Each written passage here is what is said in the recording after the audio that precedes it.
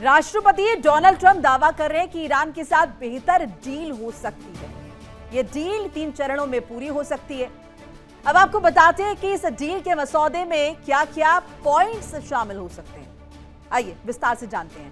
पहला चरण दस्तखत होते ही तुरंत लागू होगा। पहला चरण दोनों पक्षों के बीच तुरंत और स्थायी युद्ध विराम होगा। लेबनान समेत सभी मोर्चों पर जंग रुकेगी। ईरान के खिलाफ नेवल ब्लॉकेड खत्म करेगा अमेरिका। इसके साथ हॉर्मुज़ स्ट्रेट से नाकाबंदी हट जाएगी, जो कि अमेरिका ने लंबे समय से लगाई हुई है। दूसरे चरण की अगर बात करते हैं, समझौता होने के 30 दिन की अवधि में यह लागू होगा। ईरान के आंतरिक मामलों में दखल नहीं देगा अमेरिका। ये बहुत इंपॉर्टेंट पॉइंट है। ईरान की इंटीग्रिटी का सम्मान करेगा अमेरिका। मिडिल ईस्ट में सैन्य मौजूदगी नहीं बढ़ाएगा अमेरिका। पहले से ही अमेरिका की अच्छी खासी मौजूदगी है वहां पर। ईरान के खिलाफ कोई नए प्रतिबंध नहीं लगाए जाएंगे। ईरान देगा एनपीटी का पालन करने का भरोसा। परमाणु हथियारों के विकास, उत्पादन या हासिल करने पर रोक। ईरान की सीज संपत्ति पर आधा रिलीज करेगा अमेरिका। जो भी सीज संपत्तियां थी उनका आधा रिलीज करेगा। ईरान को करीब $12 बिलियन की राशि मिलेगी। ईरान के तेल गैस कारोबार से प्रतिबंध हटाए जाएंगे। लेबनान से इजरायली सेना की वापसी का प्लान बनेगा। हॉर्मुज़ स्ट्रेट को दोबारा खोल देगा ईरान। अब चलिए जरा हम तीसरे चरण का जिक्र कर लेते हैं। समझौता होने के 60 दिन में ये एग्जीक्यूट हो जाएगा। तीसरा चरण आपसी सहमति से आगे बढ़ाया जा सकता है। ईरान की बाकी की फ्री संपत्ति रिलीज करेगा अमेरिका। ईरान को $12 बिलियन की राशि दी जाएगी। ईरान में पुनर्निर्माण काम के लिए प्लान पेश करेगा अमेरिका। करीब $300 बिलियन का यह प्लान हो सकता है। पुनर्निर्माण फंड का कुछ हिस्सा खाड़ी देश देंगे। ईरान के परमाणु प्रोग्राम पर विस्तार से चर्चा होगी। परमाणु केंद्रों और यूरेनियम संवर्धन पर भी चर्चा होगी। ईरान पर लगे आर्थिक प्रतिबंध हटाने पर भी बातचीत होगी। अंतिम समझौते को लागू करने पर नजर रहेगी और नजर रखने की प्रक्रिया पर बात होगी। यूएनएससी से अंतिम समझौते को मंजूरी मिलेगी। तो ये वो महत्वपूर्ण पॉइंटर्स हैं जिनका हमने जिक्र किया। राष्ट्रपति ट्रंप ने डील को ऐतिहासिक बताने की भरपूर कोशिश की है। उन्होंने ये साबित करने का प्रयास किया है कि डील के जरिए ईरान को झुका दिया गया है। लेकिन हकीकत ये है, वास्तव में हालात ऐसे हैं जो ये बताने के लिए काफी है कि इस जंग का वास्तविक विजेता ईरान ही है, जिसने अमेरिका और इजरायल की शानदार सेना को हरा दिया है। युद्ध की वजह से मजबूत ताकत बनकर उभरा है ईरान। करारी हार के बाद हमला करने से पहले कई दफा सोचेगा अमेरिका। लंबे समय से आर्थिक प्रतिबंध झेल रहा ईरान। प्रतिबंधों के कारण सामान और तकनीक मंगवाने पर भी रोक लगी हुई है। युद्ध की वजह से प्रतिबंध हटाने पर अमेरिका राजी हो सकता है। तो ये टेकअवेज हैं जो कि ईरान के पक्ष में जा रहे हैं। प्रतिबंधों के कारण विदेशी बैंकों में लंबे समय से फ्रीज थी राशि। अब ईरान को वापस मिलेगी फ्रीज की गई संपत्ति। ईरान को पुनर्निर्माण के लिए पर्याप्त राशि मिलेगी। यानी कि ये युद्ध जिसकी शुरुआत अमेरिका ने की थी, ये कहीं ना कहीं ईरान के लिए फायदे का सौदा साबित हो रहा है और अमेरिका को ये बता रहा है कि अमेरिका को ईरान जैसे देश ने किस स्थिति में लाकर खड़ा कर दिया है। अब ईरान की शर्तों पर फाइनल साइन होने वाले हैं। लेकिन ट्रंप के इस फैसले से नेतन्याहू को तगड़ा झटका लगा है। नेतन्याहू ने सोचा था कि अमेरिका की मदद से वो ईरान के वजूद को हमेशा के लिए खत्म कर देगा, मिटा देगा। लेकिन अब जब अमेरिका खुद पैर पीछे खींच रहा है तो इजरायल मिडिल ईस्ट में बिल्कुल अकेला पड़ गया है। अब डील से नेतन्याहू को झटका क्यों लगा है, ये भी जरा आपको विस्तार से बताते हैं। नेतन्याहू को झटका क्यों और तमाम वजह। पहली वजह ईरान की परमाणु क्षमता पूरी तरह खत्म ना होना, क्योंकि यहां पर नेतन्याहू के मंसूबे कुछ और थे। दूसरी वजह, प्रतिबंध हटने से ईरान आर्थिक रूप से मजबूत होगा। निश्चित तौर पर यह एक बड़ा झटका है। तीसरी वजह, हिजबुल्लाह, हमास जैसे प्रॉक्सी गुट और ज्यादा हमलावर होंगे। मौजूदा स्थिति यही बता रही है। चौथी वजह, पश्चिम एशिया में इजरायल की कूटनीतिक पकड़ कमजोर होगी। ये बहुत बड़ा झटका है नेतन्याहू के लिए। इजरायल के सैन्य विकल्प पर अमेरिकी रोक लग जाएगी। अमेरिका इंटरफेयर नहीं कर पाएगा। ईरान पर विफलता राजनीतिक करियर के लिए निश्चित तौर पर घातक साबित होगी। अब समझौते से ईरान मजबूत होगा और नेतन्याहू की कुर्सी पर खतरा मंडराएगा, क्योंकि नेतन्याहू जिस मंशा के साथ आगे बढ़ रहे थे वो मंशा तो कहीं ना कहीं अगर हम देखें विफल होती नजर आ रही है। वो मंशा तो एक तरीके से अगर हम देखें उसका नतीजा कुछ निकला नहीं है। यहाँ पर अभी नेतन्याहू की जो कंडीशन है वो कहीं ना कहीं करारी हार साबित कर रही है। पोर्ट्रे करने की कुछ भी कोशिश की जाए लेकिन हकीकत उससे कोसों दूर है। बहरहाल डील पर इजरायल के राष्ट्रीय सुरक्षा मंत्री का स्टेटमेंट आपको बताते चले। इतमार बिन गवीर का सोशल मीडिया पर पोस्ट आया है। ट्रंप का समझौता हमें बाध्य नहीं करता, ये उनकी तरफ से कहा गया है। इजरायल एक स्वतंत्र और संप्रभु देश है, ये बिन गवीर की तरफ से कहा गया। अब ये देखिए खिसियाहट भी से कह सकते हैं और इसके साथ साथ ये भी कह सकते हैं कि इजरायल अमेरिका के कंट्रोल में नहीं है।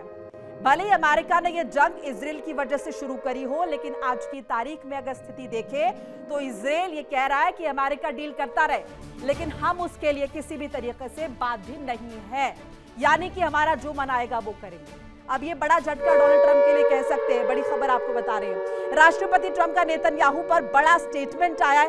ये बड़ी जानकारी आपके साथ साझा करें। इजरायल को यूएस का शुक्रगुजार होना चाहिए और ये पहली दफा नहीं है जब डोनाल्ड ट्रंप ने इस तरह की बात की हो। नेतन्याहू को अमेरिका का आभारी होना चाहिए, ये डोनाल्ड ट्रंप की तरफ से कहा गया है। इसके साथ ईरान के पास परमाणु हथियार होते तो इजरायल नहीं टिक पाता। अब समझौते के कारण ईरान परमाणु हथियार नहीं बना पाएगा, ये डोनाल्ड ट्रंप बताने की कोशिश कर रहे हैं। इससे पहले भी कह चुके हैं डोनाल्ड ट्रंप इजरायल को कि अगर मैं नहीं होता तो इजरायल का वजूद नहीं होता, मैं नहीं होता तो नेतन्याहू जेल में होते। अब एक बार फिर से कह दिया है कि इजरायल को तो थैंक यू बोलना चाहिए अमेरिका को, नेतन्याहू को अमेरिका का आभारी होना चाहिए, ये ट्रंप ने कहा है। ईरान के पास अगर परमाणु हथियार होते तो इजरायल का अस्तित्व नहीं होता, टिक नहीं पाता इजरायल। समझौते के कारण ईरान परमाणु हथियार नहीं बना पाएगा। क्रेडिट लेने की होड़ शुरू हो चुकी है और इजरायल को यह बताने की कोशिश शुरू हो चुकी है डोनाल्ड ट्रंप की तरफ से कि अगर हम यहां पर नहीं होते तो इजरायल का वजूद नहीं होता, अस्तित्व नहीं होता।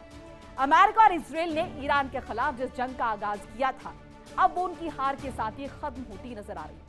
दुनिया में मौजूद शीर्ष सेना की फहरिस्त में बहुत नीचे पायदान पर रहने वाले ईरान ने आखिरकार दुनिया की सर्वशक्तिमान सेना को नाको चने चबवा दिए और उसके सुप्रीम कमांडर को घुटने टेकने पर मजबूर कर दिया है।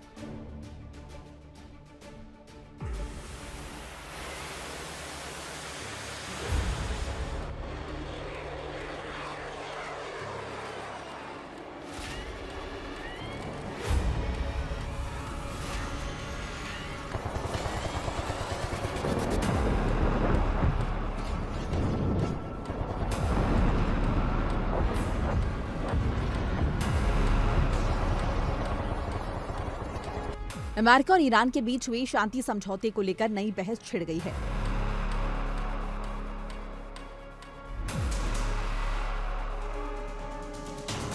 क्रिटिक्स का दावा है कि 107 दिन की जंग के बाद अमेरिका को अपनी कई शुरुआती शर्तों से पीछे हटना पड़ा।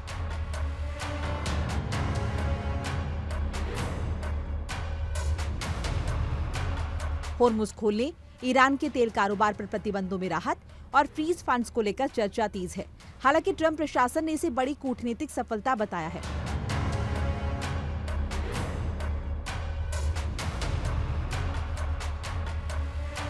माना जा रहा है कि मुज्तबा खामने की शर्तों पर डोनाल्ड ट्रंप ने शांति समझौता कर लिया है, जिस पर 19 जून को जेनेवा में दस्तखत हो सकते हैं।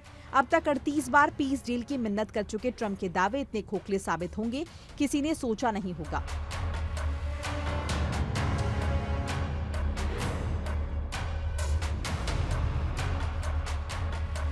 एक्सपर्ट्स मान रहे हैं कि मध्यस्थों के जरिए जो मसौदा तैयार किया गया है वो इतिहास में अमेरिका की सबसे बुरी हार के तौर पर याद किया जा सकता है।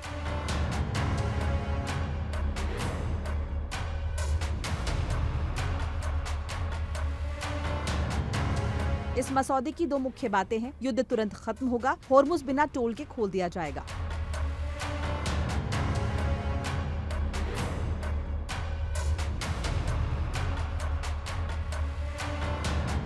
सवाल ये उठ रहा है कि 28 फरवरी 2026 को जंग की शुरुआत से पहले भी होर्मुज स्ट्रेट खुला ही था। ईरान जंग के दौरान दावा करता रहा कि जंग में शामिल नहीं होने वाले देशों के लिए होर्मुज खुला ही है। ये और बात है कि अब वो होर्मुज पर सुविधाएं और सुरक्षा मुहैया कराने के नाम पर टैक्स लेना चाहता है।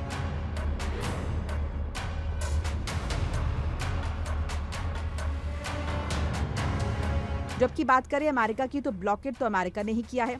ईरानी तेल कारोबार को नुकसान बढ़ाने की कोशिश की। इस जंग से कच्चे तेल की कीमत तकरीबन $125 प्रति बैरल के करीब पहुंच गई है। ये परिस्थिति भी ईरान के पक्ष में गई है क्योंकि ईरान ने बढ़ती हुई कीमतें वसूली। हालांकि समझौते के ऐलान के बाद ही तेल सस्ता हो गया और ब्रेंट क्रूड $80 प्रति बैरल के आसपास आ गया।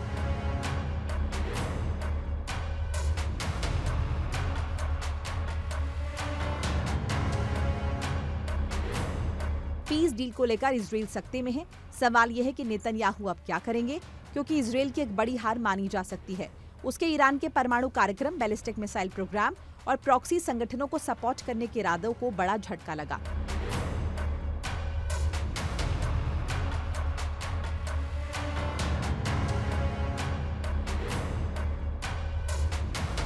पिछले साल भी 13 जून को इजराइल ने ईरान पर अटैक किया, जिसमें अमेरिका ने साथ दिया लेकिन डायरेक्ट पार्टनर नहीं बना। इजराइल के कहने पर अमेरिका B-2 बॉम्बर ने नतांज, फोर्दो और इस्फहान के परमाणु ठिकाने पर बंकर बस्टर बम गिराए।